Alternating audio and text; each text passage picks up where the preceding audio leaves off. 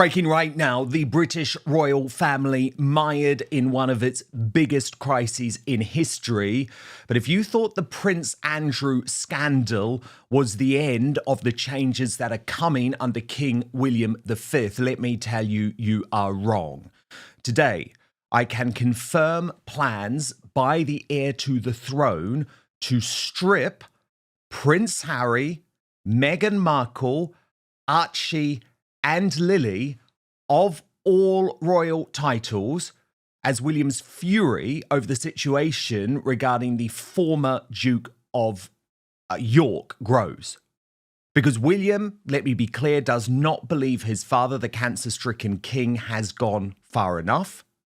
He thinks Andrew should not even be a prince. He certainly should not be in the United Kingdom. Exile is the only answer.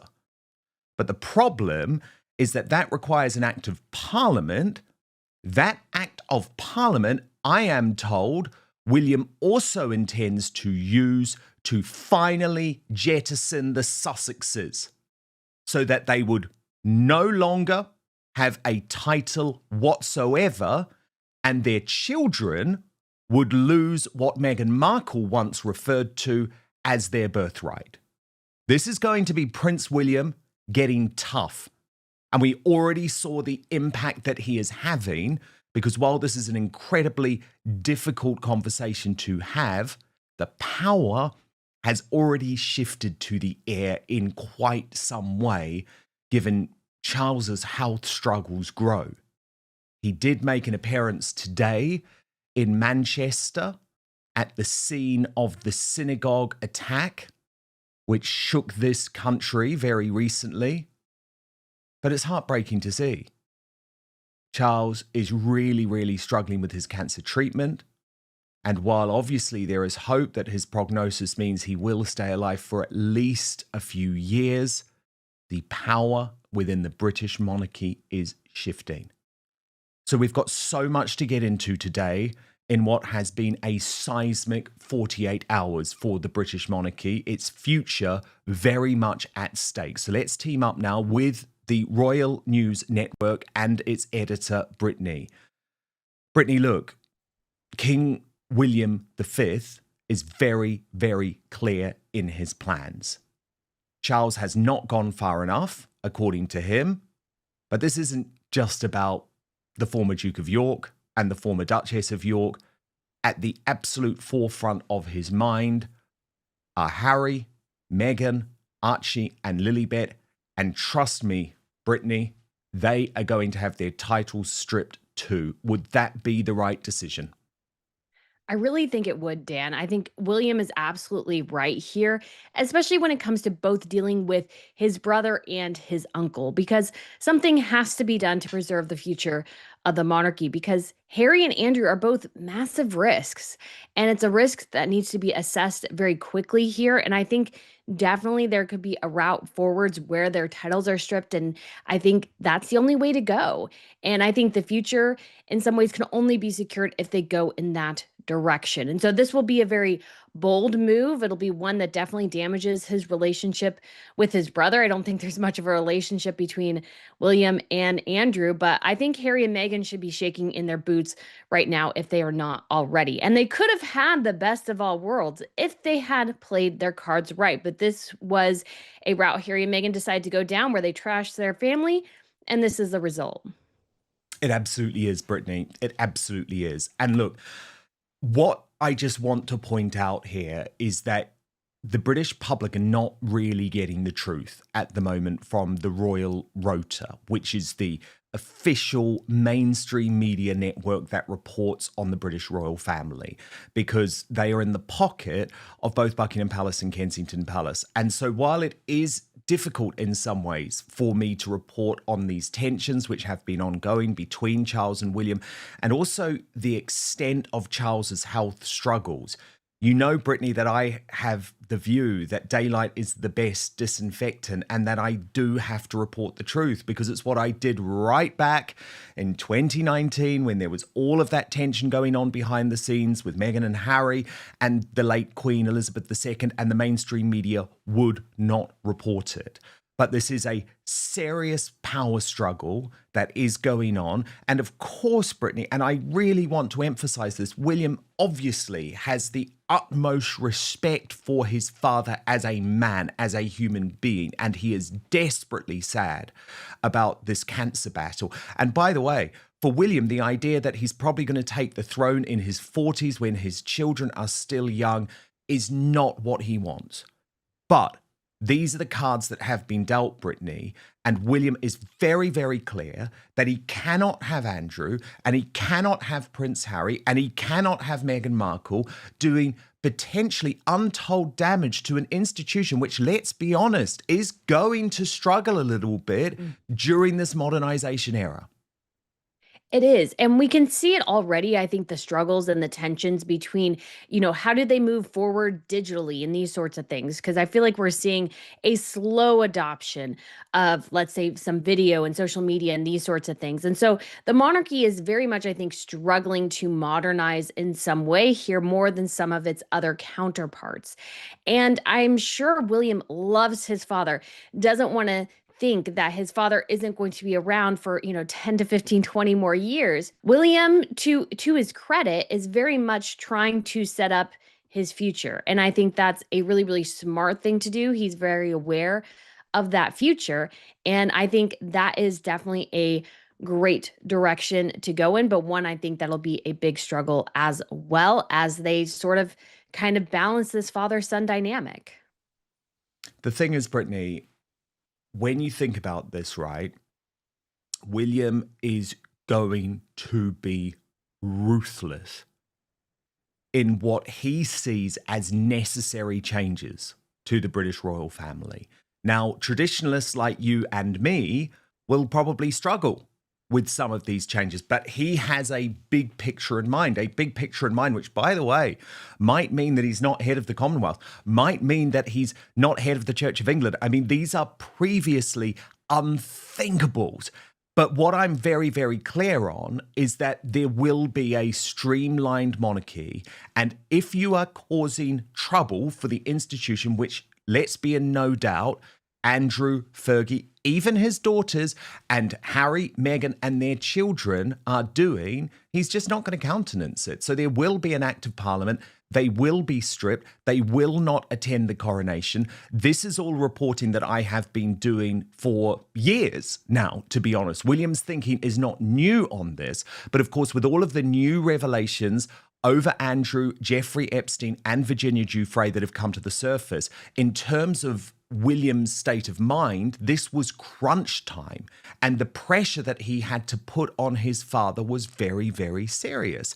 And of course, there is a real frustration for William, Brittany, that in some ways Charles reopened the door to Andrew and Fergie and Harry. Like William was the one, and we were reporting it at the time, that was saying, Papa, what are you doing? What are you doing?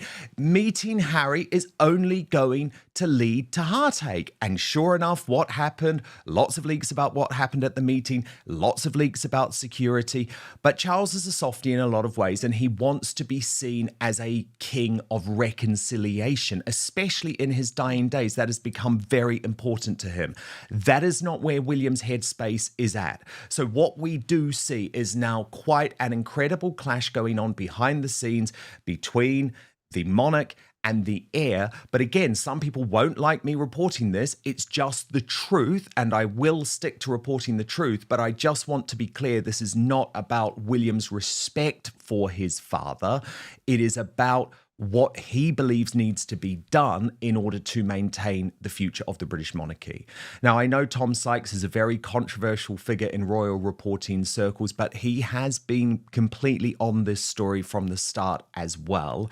And he is reporting very similar over the weekend, and I want to take you through this, Brittany. He writes, King William V to strip Prince Harry, Andrew, Archie, Lilibet, Beatrice, and Eugenie of their HRH titles, and friends of the prince tell the royalists that William plans sweeping reforms when he becomes king, using new letters patent to remove princely styles from non-working royals. Let me take you through the reporting where he writes the dramatic change will be effected by an executive royal order known as letters patent ratified by Parliament in the early weeks of the reign of King William V. It will remove princely titles not just from Andrew, but also from Beatrice, Eugenie, Harry, Archie, and Lilibet. The children of Prince Edward and Princess Anne have never used princely titles. Meghan and Harry will also see their dukedoms and HRHs formally revoked by the new king, the source said. Meghan continues to use her HRH despite being ordered not to do so by the late Queen Elizabeth II. A source said William's own children may have their titles informally parked until they become adults and can decide for themselves if they want to be full-time working royals or lead lives as private citizens. The source said they are never addressed as prince or princess in any situation by their parents, teachers, staff, or family. William is understood to have lobbied hard for Andrew to have his prince title removed and to be dissatisfied with the settlement announced Friday, which sees Andrew voluntarily stop using his Duke of York title while still being referred to as Prince Andrew. Just this week, the King's own aides were briefing the media that it was not worth removing the dukedom, as Prince sounded grander than Duke anyway. An ally of William's told the Royalist on Wednesday the King's office was saying that removing the dukedom would be a completely lame and ineffectual gesture unless you took away the Prince title as well. On Friday, it's suddenly the other way round, and persuading him to drop the Duke title without even taking it away is being held up as a triumph of the King's steely will. His operation is a mess. Another friend of William's who told the Royalist about the plan to remove a huge swath of princely titles said it should have been done by Charles this week, but William knows he doesn't have the strength because of his illness. William is understanding of his father's situation. William won't be afraid to take the next step. They added William thinks about Queen Margaret of Denmark a lot. And in 2022, Queen Margaret II removed princely titles from 4 of her grandchildren, Nikolai, Felix, Henrik, and Athena. The Queen said the decision was made to allow her grandchildren greater freedom to shape their own lives. Tom Sykes went into more detail about this on Substack. Watch. Was delayed basically was because everybody was haggling and negotiating, and William basically is completely dissatisfied with it, felt it needed to go much further, felt the princely titles needed to be removed. Essentially what the King's office themselves were saying earlier in the week. So I've got an interesting story about that later, about how William is planning to act very decisively when he becomes king, to take away the titles, the HRHs, once and for all from all non-working royals, which will have the silver lining for him of removing them from Harry and Meghan, as well as Archie and Lilibet. That's going to rattle the cage with California when people start realizing that that's what's going to happen. Meghan has referred to those titles as the kid's birthright. They sort of bounced the palace into using them when they announced to People magazine that they were going to use them. They are legally entitled to them because they are the grandchildren of a monarch. So under the current rules, if you're the grandchild of a monarch, you have an automatic right to be an HRH, a prince or a princess. But that is only by virtue of effectively an executive order. And William's going to undo that executive order. So, Brittany, the reality here is if Charles isn't tougher, if he doesn't ask the British government to act, it will be something that King William V does. And what I believe that does is pile the pressure further on Charles to do more sooner. It does. And I think in many ways, Charles feels the pressure already, and Charles maybe wants to act more. But when you're dealing with somebody who has cancer and potentially terminal cancer, They're wanting to reconnect with their family, and that's what's so much of that is driving Charles, I think, is this desire to reconnect with Harry, especially if he's looking at something where the end is going to come, let's say, within the next couple of years. He wants this relationship with his son, and I can't fault him for that. But I think Charles' greatest legacy in this instance is going to make the really hard decisions about his son, his brother, and his niece and nephew, nieces, and his grandson and granddaughter. And that is to maybe strip the titles because they are a burden on the monarchy. They're not adding value to it at this point. And the best thing to do to preserve it is to actually get rid of these, let's say, more negative, toxic elements. And that's going to be harsh. It's going to be difficult because the challenge with a monarchy is, of course, is that you're dealing with both family and you're dealing with a dynastic implication. Because even in Denmark, the removing of the title of Queen Marguerite's grandchildren, her son did not appreciate that at all. He was, in fact, very angry about it. And so that can cause family tensions. But sometimes that is the thing that you have to do to preserve the future. And the monarchy, I would say in the UK, is looking pretty unstable right now. And you do have the massive distraction of Andrew and Harry and Meghan and Sarah as well. And so to get rid of those four individuals and take them out of contention, pull them away, separate them from the brand because they're not doing it themselves, sometimes that's what you have to do. Indeed, you do. And Brittany, there is increasing, I guess, pressure over the weekend on Charles to go further anyway.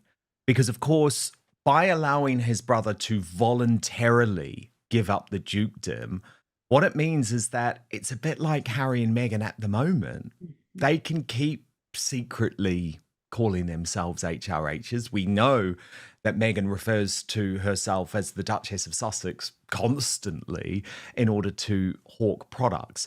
And Andrew Lowney, who is the author of this book entitled, which you could argue was the start of Andrew's most recent downfall, is very, very clear that more has to be done. Watch. Well, I think the only way the story will go away is if he leaves Royal Lodge, goes into exile abroad with his ex-wife, and is basically stripped of all his honours, including Prince Andrew.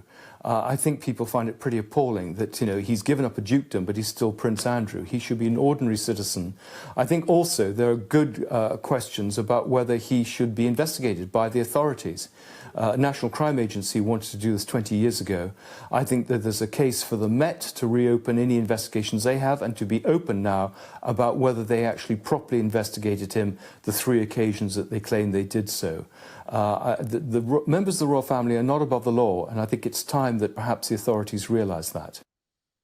Because, of course, Brittany, there is now at least an informal Met Police investigation going on into Prince Andrew regarding these claims in the Mail on Sunday over the weekend that he passed Virginia Giuffre's social security number to his private protection officer back in 2011. The suggestion that he was in some ways trying to dig up dirt on his accuser using someone in authority who should not be used for that purpose.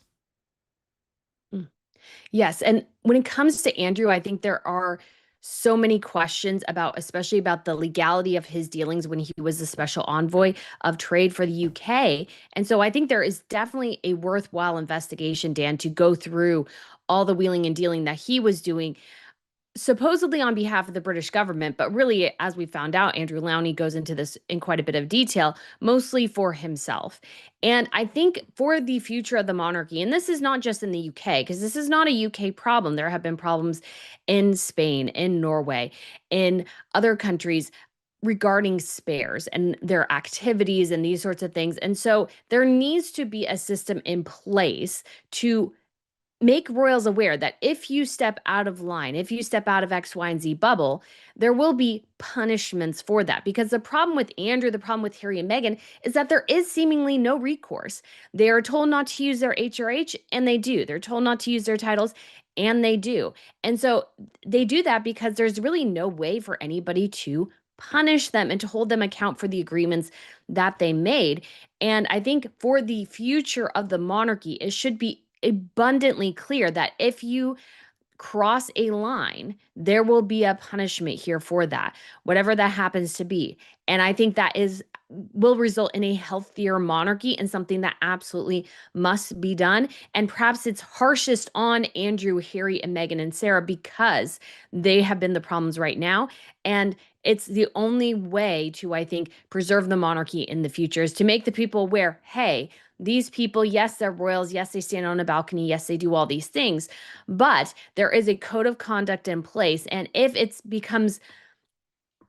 they're made aware via the palace or the public that somebody has stepped out of line, they will be held accountable for that.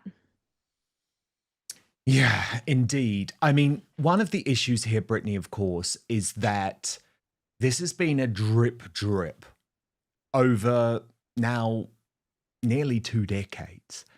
And I've always been very, very clear that when people try and criticize the British MSM for going easy on Prince Andrew and hard on Prince Harry, they are barking up the wrong tree, okay? Because, Brittany, I was working at the News of the World in a senior position back in 2011, which I know is a controversial thing in itself now, given what happened with News of the World, but obviously I was not involved in any of the earlier criminality there and have testified on that many times. But the News of the World, Brittany, was the newspaper that revealed that Prince Andrew had secretly gone to meet Epstein by posting those bombshell pictures of him in Central Park. And so without the media focus on Prince Andrew since 2011, this story would have been covered up, right? The establishment wanted to cover it up. The deep state wanted to cover it up. At the same time, Brittany, I've also tried to take away some of the hysteria in terms of the reporting of Prince Andrew too. Because, and again, I will be criticized for this, but both him and Ghislaine Maxwell have been used as the British fall guys for a lot of terrible behavior, Brittany, by Americans, okay? Like, there's no comeuppance for Bill Gates. There's no comeuppance for Bill Clinton. There's no comeuppance for Katie Couric. I mean, Katie Couric, the woman who we saw posing with Harry and Meghan at this fake humanitarian award last week, talking about how they are these incredible champions of good causes, was at the same dinner party with Jeffrey Epstein and Prince Andrew after he was released from prison, okay? So all I'm saying is that we do have to also not buy into some of the hysteria that Andrew was as bad as Epstein, okay? Because there are a lot of Americans, very high-powered Americans, who had closer relationships with Epstein than Prince Andrew did. I also, Brittany, want to point out that that at the time when Andrew had an opportunity to truly clear his name in court and intended to do so and wanted to do so, the entire British royal establishment and deep state came down on him like a ton of bricks and said, you cannot go to court against Virginia Giuffre because you will destroy your mother's platinum jubilee. We now know, Brittany, and a lot of us knew at the time, that Queen Elizabeth II was dying at that point.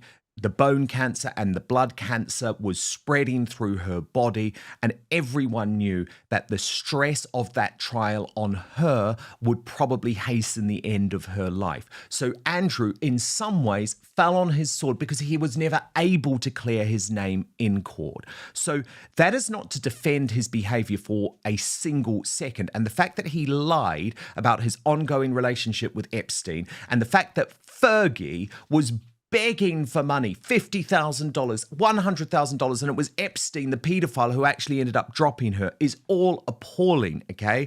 But I'm just saying that this isn't all on Andrew, okay? And if you truly, truly do care about uncovering the extent of the crimes of Jeffrey Epstein, then there's a lot of Americans and a lot of powerful American Democrats who deserve some comeuppance too. So for all of the criticism of Charles over this, and you know I've been critical, at least he has taken action against his own brother in a way that you haven't seen many Americans have to face justice for their relationships with Jeffrey Epstein. The challenge with the Jeffrey Epstein case in so many ways, Dan, which you highlighted so well, is that it's so much of a focus on Andrew because Andrew is the one who really continued sort of a somewhat public relationship with him while pretty much all the Americans took two giant steps back. And so Andrew really truly became the fall guy for all of this. But there are so many questions about other people who are wheeling and dealing with Jeffrey Epstein. And there's even the Crown Princess of Norway also actually met with Jeffrey Epstein at some point. So this guy was wheeling and dealing all over the place. And who knows how many people were involved in some of his nefarious dealings. I mean, that's a huge question that must be investigated and explored. And yet at the same time, there will always be a giant question mark over the case because Epstein is dead. Virginia Giuffre is also dead now. And so there's just no way to really, I think, bring this case to a strong conclusion. So there's just a mass hysteria over it. And Andrew has somewhat played his cards well, you could say, by keeping mostly quiet since 2019, which has been the exact opposite of Harry and Meghan. Harry and Meghan have very much flaunted so many things, and I think that's why they get such a stronger reaction in some ways than Prince Andrew. I think Prince Andrew's silence on this matter since at least 2019 has helped him in a lot of ways, whereas Harry and Meghan just are constantly using their titles, exploiting their royal connections to make money while also trashing his family. It's just very different, but yes, both the same, both damaging to the monarchy and must be addressed. They are damaging, and they're damaging in different ways. But Brittany, I think you raise a really fair point. And again, it's a point that I know I'll be criticised for making, okay? But Buckingham Palace, trust me, view Harry and Meghan as a much bigger ongoing threat to the British monarchy than Andrew and Fergie. Because for all the will in the world, Andrew and Fergie, who have done terrible things that I've criticised over the past 2 decades, okay? Go back and look, are not out to destroy the British monarchy. That's a big difference. Harry and Meghan are. The other thing is that Andrew and Fergie are finished, okay? They are finished. They will die as royal disgraces. That's all they are now, a footnote in history. The greatest living queen and living memory possibly, well, I believe the greatest monarch of all time, unfortunately had a disgraced son who started his career as Duke of York in a very positive manner, serving as a hero in the Falklands War, and ended up a disgrace, a failure, because of his connections with the world's most famous paedophile. And his wife was a shameless grifter. Okay, that's their footnote in history. But Harry and Meghan, the story is not over. And remember, they have a bigger plan, which is to destroy the British monarchy. And they've already tried to do it once. So for people who say, why is the palace so concerned about Harry and Meghan rather than Andrew and Fergie? It's because Andrew and Fergie are done. You know, they've accepted that their time as members of the royal family are over.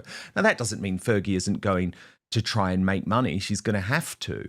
But in fairness to her, and trust me, I'm no fan. I've said a lot about her over the past 2 decades, as I say, and her terrible behavior and how she tried to sell the British monarchy. However, she's never set out to destroy it, just like Princess Diana didn't. And that's the big difference with Meghan Markle. But look, stand by, because we're going to move over to Substack for much, much more with Brittany from the Royal News Network. Because, of course, Meghan Markle has been faking tears again over the weekend. This was just such a disastrous and dire PR stunt. So we're going to get into that on Substack. www.outspoken.live is the address if you want to join us. And if you sign up as a paid annual or monthly subscriber, you will get full access to the Royal Uncancelled After Show, twice the length of what you've just watched, Monday to Friday, with no advertising whatsoever. You can watch live or on demand. That address again, www.outspoken.live. The couple made their very first public appearance together at the Invictus Games in the year 2017. It was a moment that quickly captured global attention. Shortly after that event, however, Prince Harry released an unexpected statement that left royal experts completely taken aback. Royal commentator and author Phil Dampier, speaking on the Sun's Royal Exclusive programme, shared his perspective on the earliest days of the Duke and Duchess of Sussex's relationship. He recalled witnessing the moment Meghan Markle and Prince Harry arrived hand in hand at the international sporting event in Toronto, describing it as a clear sign that their relationship was already serious. Dampier told royal editor Matt Wilkinson that while watching the couple's relaxed and affectionate demeanour, he immediately sensed that they would one day marry. True enough, just 2 months later, the engagement was officially announced. However, Dampier also noted that Meghan's first major public appearance marked a turning point, one that revealed Harry's growing unease with the press. Following the Invictus Games debut, Harry released a strongly worded statement condemning what he perceived as unfair media intrusion. Reflecting on that moment, Dampier admitted he was completely and utterly shocked. He said, "I just couldn't believe it when he did that. Looking back, there were perhaps 1 or 2 columns that made mildly unkind remarks about her background, but overall 99% of the coverage was incredibly positive and welcoming." He went on to describe the episode as a very unfortunate beginning to Harry and Meghan's public life together, one that he believed exposed the prince's deep-seated media paranoia. Speaking about Meghan's early image, Dampier remarked, "When she first appeared, she came across as a genuine breath of fresh air. I simply couldn't understand why he began accusing the press of mistreating her, because, generally speaking, she was received warmly and enthusiastically." Reflecting on Harry's later revelations in his memoir, Times, Spare Times, and the events that followed, Dampier added, "It's clear that he carried a lot of bottled-up frustration and resentment, but William endured the same scrutiny and somehow managed to handle it with composure. It has obviously affected Harry deeply, but I wish he wouldn't place the blame entirely on others. It wasn't the press and it wasn't the public. Everyone genuinely wanted the relationship to succeed." The discussion came shortly after The Sun reported that Harry and Meghan had been honoured with a humanitarian award at a glamorous gala in New York City earlier this month. In an exclusive segment of The Sun's Royal Exclusive programme, Dampier questioned the appropriateness of such recognition, expressing scepticism about the title of Humanitarians of the Year. He commented with a hint of irony, "It does make me laugh when they receive humanitarian awards. To me, a true humanitarian is someone who strives to bring peace and reconciliation. Yet they seem unable to make peace, even within their own family."